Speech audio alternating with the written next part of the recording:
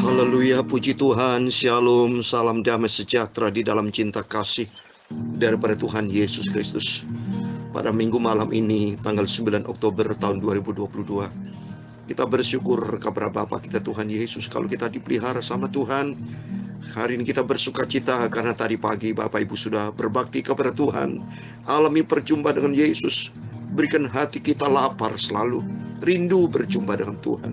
Saya bersyukur kepada Tuhan. Kita bersyukur kalau atas izin rahmat anugerah Tuhan, kita bisa dekat dengan Tuhan, bisa mendengarkan firman Tuhan pagi malam yang saya sampaikan. Ini atas izin Tuhan loh Bapak Ibu.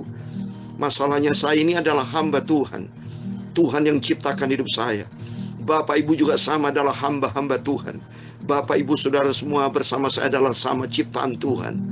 Maka kalau ciptaan Tuhan berarti kita berasal dari Tuhan. Kalau kita berasal dari Tuhan, maka harus kita selalu mencari Tuhan. Utamakan Tuhan dalam seluruh aspek hidup kita.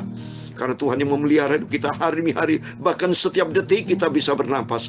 Itu napas kita datang dari Tuhan. Kita tidak pernah mengalami segala macam persoalan yang sangat berat. Senantiasa ada penyertaan Tuhan. Tidak pernah saya sakit keras, tidak pernah saya sakit. Sejak saya jadi hamba Tuhan, saya selalu sehat. Demikian Bapak Ibu senantiasa sehat. Itu bukti nyata Yesus kita hidup. Ini bukti nyata. Saya bisa menyampaikan firman Tuhan rutin pagi malam. Sudah hampir berjalan 2 tahun, 1,5 tahun lebih. Berarti nanti kalau Januari 3 bulan lagi, itu sudah saya memasuki 2 tahun untuk pelayanan firman Tuhan pagi malam tiap hari. Dulunya saya tuh menjadi hamba Tuhan bertekan firman bukan tiap pagi malam ya. Kalau diundang menyampaikan firman Tuhan, kalau ketemu orang, tetapi kalau sekarang kan rutin. 1 Januari 2021 sejak Covid itu saudara. Berarti atas izin Tuhan. Banyak hamba Tuhan juga sama dengan saya bertekan firman Tuhan, makin giat aktif. Memang itulah firman Tuhan. Giatlah selalu. Dalam Roma pasal 12 ayat 11, giatlah selalu, roh menyala-nyala melayani pekerjaan Tuhan. Karena suatu hari kelak Tuhan akan datang. Tuhan akan lihat prestasi kita atau apa yang kita sudah kerjakan buat pekerjaan Tuhan. Apakah hidup kita berdampak atau tidak? Mari kita melakukan sesuatu, bukan jadi orang yang malas, orang yang pasif, tapi orang yang aktif di dalam pekerjaan Tuhan. Proaktif membangun hubungan komunikasi dengan Tuhan. Sehingga demikian hidup kita berkenan kepada Tuhan. Harus menjadi pelaku firman. Kekristenan bukan teori, bukan sekedar keluar masuk gereja, tapi keluar masuk dalam artian membangun persekutuan dengan Tuhan. Keluar dari dunia, masuk di dalam rencana Tuhan. Itu maksud saya. Eklesia, supaya senantiasa hidup kita dibentuk. Oleh itu mari kita datang kepada Yesus. Puji Tuhan, malam ini saya mau sampaikan firman Tuhan jemaat di Tiatira dengan tema bertobat dari zinanya. Karena ternyata kalau kita lihat ada 7 gereja kan. Kenapa kok 7? 7 maunya sempurna. Tuhan mau seluruh jemaat-jemaat itu sempurna di hadapan Tuhan. Tidak bercacat celah. Seperti di 1 Tesalonika 5:23 dikatakan. Supaya kita terpelihara sempurna. Sempurna di mata Tuhan tubuh jiwa. Ini maunya Tuhan. Maka Tuhan izinkan 7 bukan 6. Kalau 6 gereja berarti kedagingan. Tapi Tuhan mau 7, angka 7. Supaya setiap jemaat kita sempurna di hadapan Tuhan. Dan ternyata Tuhan yang mau sempurna. Tapi banyak jemaat-jemaat Tuhan bandel. Mari kita baca nanti. Jemaat Tiatira. Seperti apa? Kalau di jemaat Efesus, mereka kehilangan kasih mula-mula. Ya. Kalau kita lihat, kalau Smyrna bagus. Ya, Smyrna itu dia banyak jemaat-jemaat itu miskin secara materi. Karena mungkin kena aniaya. Tapi di hadapan Tuhan dipuji. Kaya di hadapan Tuhan. Ya, banyak gereja-gereja di daerah-daerah. Saya kasihan di daerah-daerah secara materi kan memang begitu sederhana, saudara. Termasuk para hamba Tuhan kita banyak sederhana. Saya pribadi hidup sederhana saya sampai detik ini. Tapi yang penting kaya rohani, saudara. Sama juga Bapak Ibu, mari. Yang penting kita utamakan kaya rohani. Ya, mari kita mau dengarkan firman Tuhan. Saya mau menyanyikan, Ku datang Tuhan, datang padamu Yesus. Ku datang Tuhan, haleluya, datang padamu, haleluya. Sucikan hati saya, haleluya, di dalam darah-Mu. Ku Yesus, haleluya. Kau panggil, marilah, haleluya. Kelak dengan darah yang kudus, jiwamu sucilah, haleluya. Datang Tuhan, haleluya. Datang padamu, amin, haleluya. Sucikan hati saya, haleluya, di dalam darahmu, haleluya. Udah tanpa nebus, aku lemah dan aku susah Bapa. Kuatkan dan pulihkan hidupku, haleluya. Hatiku yang lemah ini Bapa, haleluya. Ku datang Tuhan, haleluya. Oh, datang padamu, amin, haleluya. Sucikan hati saya, haleluya, di dalam darahmu, haleluya. Ku datang, ya Tuhan Yesus, Muhalis, Juru Selamatku, haleluya. Ampunilah semua dosaku, kuduskanlah hidupku, amin, haleluya. Ku datang Tuhan, haleluya. Ku datang padamu Yesus, haleluya. Sucikanlah hidupku Bapa, oleh firman-Mu yang kudus Bapa. Ku datang Tuhan, dalam Matius 11 ayat 28-29. Marilah kepadaku semua yang letih lesu dan berbeban berat, aku akan memberikan kelegaan kepadamu. Pikulah-Ku yang kupasang dan belajarlah kepadaku, karena aku lemah lembut dan rendah hati, dan jiwamu akan mendapatkan ketenangan. Janji Tuhan dalam Matius 11 ayat 28-29. Tuhan Yesus memberkati. Datang Tuhan Yesus, haleluya. Aku butuh Engkau Bapa, aku perlu Engkau. Ku serahkan hidupku hanya kepadamu Yesus. Ya Tuhan, punya mula kebesaran dan kejayaan, kehormatan, kemasyuran dan keagungan. Ya segala-galanya yang ada di langit dan di bumi. Ya Tuhan, punya mula kerajaan, dan Engkau yang tertinggi itu melebihi segala-galanya sebagai kepala. Sebab kekayaan dan kemuliaan itu berasal daripada-Mu, dan Engkaulah yang berkuasa atas segala-galanya. Dalam tangan-Mu lah kekuatan dan kejayaan. Dalam tangan-Mu lah kuasa membesarkan dan mengokohkan atas segala-galanya. Sekarang ya Allah kami, Bapa kami, Tuhan Yesus, kami bersyukur kepadamu dan memuji nama-Mu yang agung itu Tuhan Yesus. Sucikan hati kami, mulut kami, pikiran kami, tubuh jiwa roh kami Bapa. Sebentar kami mau baca firman Tuhan, firman-Mu sumber kebenaran. Kuduskanlah kami di dalam firman-Mu, sumber kebenaran, sumber kekudusan datang dari Yesus Kristus. Ampunilah dosaku Bapa, kekilafanku, kelemahanku. Ampunilah semua dosa salahku Bapa. Sucikan hidupku. Segala puji, hormat, kebesaran, ketinggian, kemuliaan, keagungan, kesempurnaan, kekudusan, tempat tertinggi di atas segala-galanya hanya bagi Engkau Tuhan kami Yesus Kristus. Terima kasih Bapa. Berfirman Bapa, kami siap dengar firman Tuhan. Hanya di dalam nama di atas segala nama, Tuhan Yesus Kristus, Tuhanku, Juru Selamatku, sentral hidupku, Engkau di atas segala-galanya. Kami hamba-Mu, anak-Mu sudah berdoa. Haleluya. Amin. Puji Tuhan. Shalom dalam damai sejahtera di dalam cinta kasih daripada Tuhan Yesus Kristus. Kita bersyukur kepada Tuhan. Kalau malam sebelum kita berbaring tidur, kita datang kepada Yesus. Sungguh kita perlu sama Tuhan.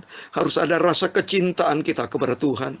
Harus ada rasa rindu sama Tuhan. Selalu kangen sama Tuhan Bapak Ibu. Karena tiap hari, tiap saat kita dipelihara sama Tuhan. Bisa bernafas, bisa hidup sampai detik ini. Dipelihara, saudara bisa bekerja, berbisnis, pelayanan apa yang kau sudah kerjakan bersama saya. Itu semua karena anugerah Tuhan. Selagi nafas masih Tuhan berikan buat kita. Selagi kita sehat, ayo kita senantiasa hidup menyenangkan hati Tuhan, menjadi perkenanan Tuhan. Kenapa kita nih main-main dengan dosa melulu? Jangan Bapak Ibu. Lebih bagus kita bergaul karib dengan Tuhan. Indah selalu kalau bersama dengan Tuhan Yesus. Ada damai, ada sejahtera, ada sukacita. Dan nanti kita menjanjikan janji Tuhan yang kekal surga buat selama-lamanya. Amin. Puji Tuhan, mari atas rahmat anugerah Tuhan. Mari kita datang kepada Yesus.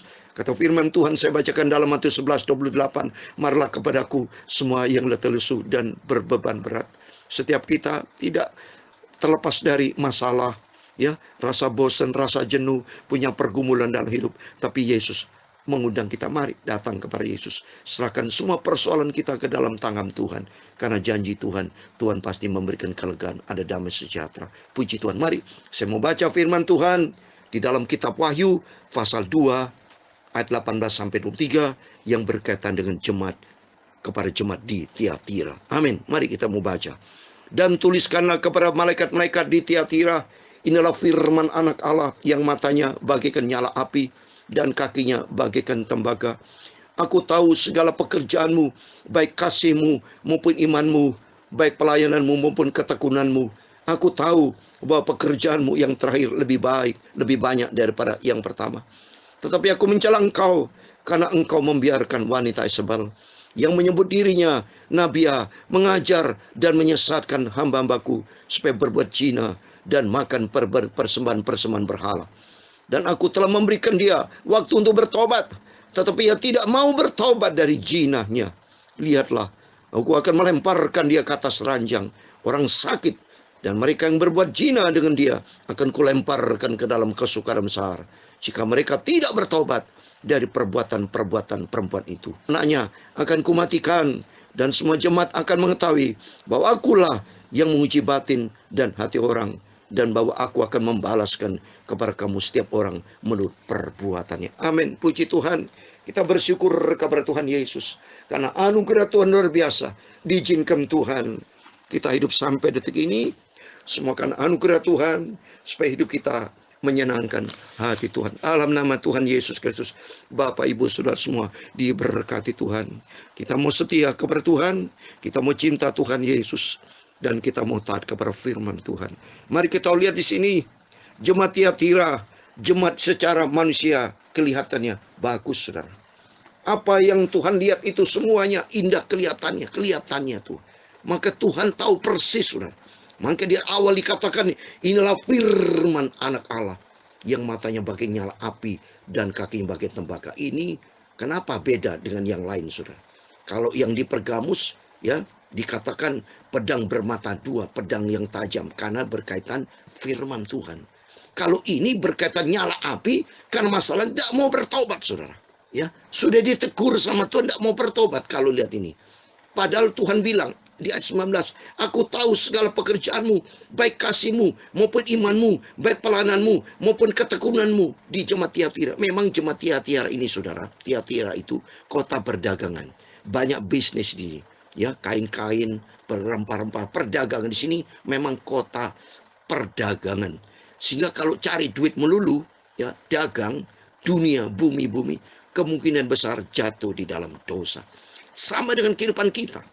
Kalau kehidupan kita hanya berpikir dunia, dagang, usaha, kemungkinan besar jatuh di dalam dosa zina itu kemungkinan besar bisa terjadi.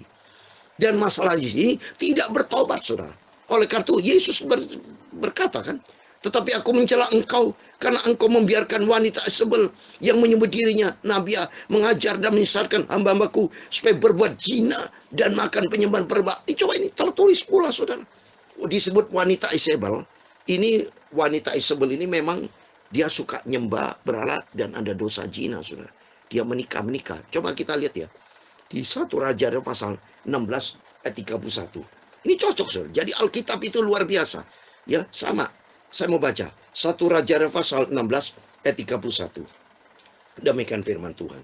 Seakan-akan belum cukup ia hidup dalam dosa-dosa Yerobeam bin Nebat, maka ia mengambil pula Isabel, anak Erbal, raja orang Sidon, menjadi istrinya, sehingga ia pergi beribadah kepada Baal dan sujud menyembah kepada. Nah, ini lihat ya. Sama dengan sini dikatakan wanita Isabel, dia makan persembahan berhala. Jadi wanita Isabel ini mengajak raja dulu juga gitu, berbuat zina dan berbuat dosa jauh dari Tuhan, menyembah berhala. Itu menjadi kebencian Tuhan. Jadi Tuhan mau, makanya cocok, saudara, 7 jemaat. Tuhan mau setiap jemaat itu suci di hadapan Tuhan, kudus, tidak bercacat celah. Tapi kalau kita lihat dari Efesus, ada Pergamus. Tapi kalau Smyrna bagus, saudara. Smyrna dia merasa miskin, kan akibat niaya, tapi dia kaya rohani. Supaya tahu jemaat-jemaat ternyata punya karakter. Di setiap gereja kita saat ini sama, saudara. Banyak gereja-gereja tidak bertobat, termasuk para hamba Tuhan. Saya mendengar ada rekan saya hamba Tuhan jatuh di dalam dosa. Coba, sudah puluhan tahun sampainya aja yang dipenjara dan sudah tidak melayani pekerjaan Tuhan. Aduh, saudara, ampun sama Tuhan. Jadi cocok firman Tuhan ini serahkan kepada kita semua, supaya kita semua jemaat, mari hati-hati, jangan main-main dengan dosa. Jangan main dengan berzina, jangan lepas, jangan ada perselingkuhan, perzinahan, hal-hal yang tidak berkenan kepada kita, lepas dalam nama Yesus. Kapan saudara bisa bertobat? Kalau kita main dengan dosa-dosa, nanti kalau diambil sama Tuhan nyawanya dalam keadaan dosa, kapan bisa bertobat? Nggak bisa, saudara. Justru Tuhan mau dari saat ini, mari kita datang kepada Yesus. Hidup kita serahkan kepada Tuhan. Hidup di dalam kekudusan. Hidup di dalam kebenaran firman Tuhan. Saya kasih ayat terakhir. Karena Tuhan mau kita hidup kudus. Kita hidup layak kepada Tuhan. Karena dikatakan, kalau tidak bertobat, saudara, akan disengsarakan sama Tuhan loh. Lihat ini. Lihatlah. Aku akan melemparkan dia kalau tidak bertobat. Di ayat 21. Dan aku telah memberikan dia waktu untuk bertobat. Tetapi dia tidak mau bertobat dari zina. Tidak mau. Banyak orang keras kepala, masih hidup di dalam dosa-dosa. Jangan, saudara, nanti dilempar sama Tuhan. Coba dia 21. Lihatlah. Aku akan melemparkan dia ke atas ranjang orang sakit. Dan mereka berbuat zina dengan dia akan kulemparkan kesukaran besar. Pantesan banyak seringkali kita menghadapi kesukaran, masalah-masalah, perlu koreksi diri. Jangan-jangan ada dosa tersembunyi. Saya minta dalam nama Tuhan Yesus, mari kita menjadi jemaat yang berkenan kepada Tuhan. Sehingga hidup kita berkenan kepada Tuhan. Seperti di dalam 1 Petrus, saya mau baca 1 Petrus pasal 1. Tuhan mau seperti ini, saudara. Ayat 15-16. Tapi hendaklah kamu menjadi kudus di dalam seluruh hidupmu, sama seperti Dia yang kudus, yang telah memanggil kamu. Ayat 16, sebab ada tertulis, kuduslah kamu, sebab aku kudus. Amin. Mari melalui firman Tuhan menyadarkan kita bersama, tinggalkan dosa zina, tinggalkan dosa yang menjadi kebencian Tuhan, tapi hidup bagi Kristus. Kedatangan Tuhan sudah tidak lama lagi. Mari senantiasa kita datang kepada Yesus. Kita serahkan hidup kita. Makin hari kita dekat dengan Tuhan, makin hari hidup kita makin dibenarkan, dikuduskan untuk menjadi serupa dengan Tuhan Yesus. Amin. Tuhan Yesus memberkati Bapak Ibu semua. Apa yang saudara menjadi masalah pergumulan, serahkan kepada Tuhan. Dan saya percaya Tuhan akan memberkati kita semua. Jadi orang yang berhasil seperti Yusuf, Dalam Kejadian 39 ayat 2 dan 3, Yusuf berhasil dalam segala pekerjaannya. Ingat, karena Yusuf jauh dari dosa, tapi hidup dengan Tuhan, menyenangkan hati Tuhan. Amin. Tuhan memberkati kita semua. Ku datang Tuhan, haleluya, datang padamu, haleluya. Sucikan hati saya, haleluya, di dalam firman Tuhan, haleluya. Ku datang Tuhan Yesus, haleluya, datang padamu, amin, haleluya. Sucikanlah hidupku Bapa oleh firman dan Roh Kudus, amin. Tuhan memberkati engkau dan melindungi engkau. Tuhan menyinari engkau dengan wajahnya dan memberi engkau kasih karunia. Tuhan mengharapkan wajahnya kepadamu dan memberi engkau damai sejahtera. Bapa kami yang di surga, dikuduskanlah namamu, datanglah kerajaanmu, jadilah kehendakmu di bumi seperti di surga. Berikan kami pada hari makanan kami secukupnya, dan ampunilah kami akan kesalahan kami, seperti kami juga mengampuni orang bersalah kepada kami. Dan jangan membawa kami ke dalam pencobaan, tetapi lepaskan kami dari orang jahat, karena engkaulah yang mempunyai kerajaan dan kuasa dan kemuliaan sampai selama-lamanya.